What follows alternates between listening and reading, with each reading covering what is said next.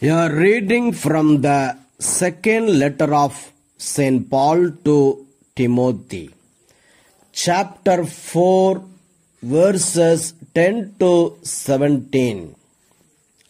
For Demas, in love with this present world, has deserted me and gone to Thessalonica. Crescens has gone to Galatia, Titus to Dalmatia. Only Luke is with me. Get Mark and bring him with you, for he is useful in my ministry. I have sent Tychicus to Ephesus. When you come, bring the cloak that I left with Carpus at Troas. Also the books, and above all the parchments. Alexander the coppersmith did me great harm.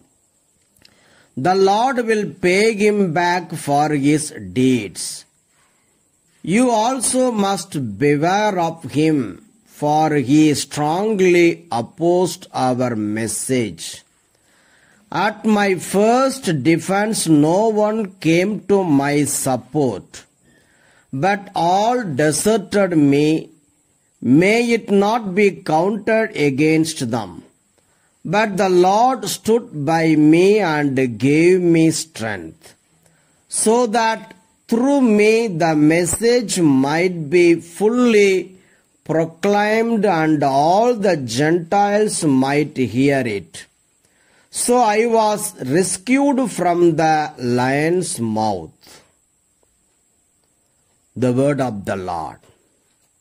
Thanks be to God.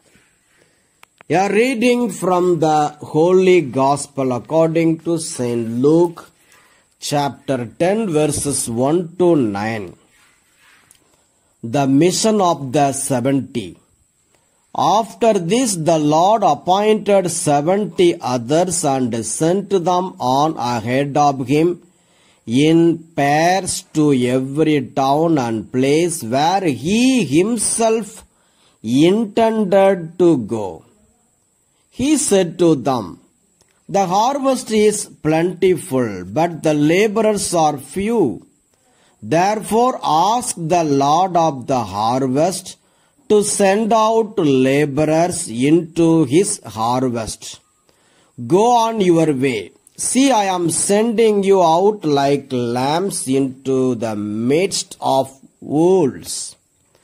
Carry no purse, no bag, no sandals, and greet no one on the road. Whatever house you enter, first say, peace to this house.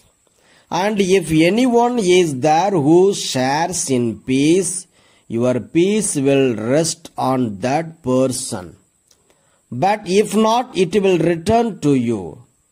Remain in the same house, eating and drinking whatever they provide, for the laborer deserves to be paid. Do not move about from house to house. Whenever you enter a town and its people welcome you, eat what is set before you. Cure the sick who are there, and say to them, the kingdom of God has come near to you. The Gospel of the Lord. Praise the Lord of Jesus Christ.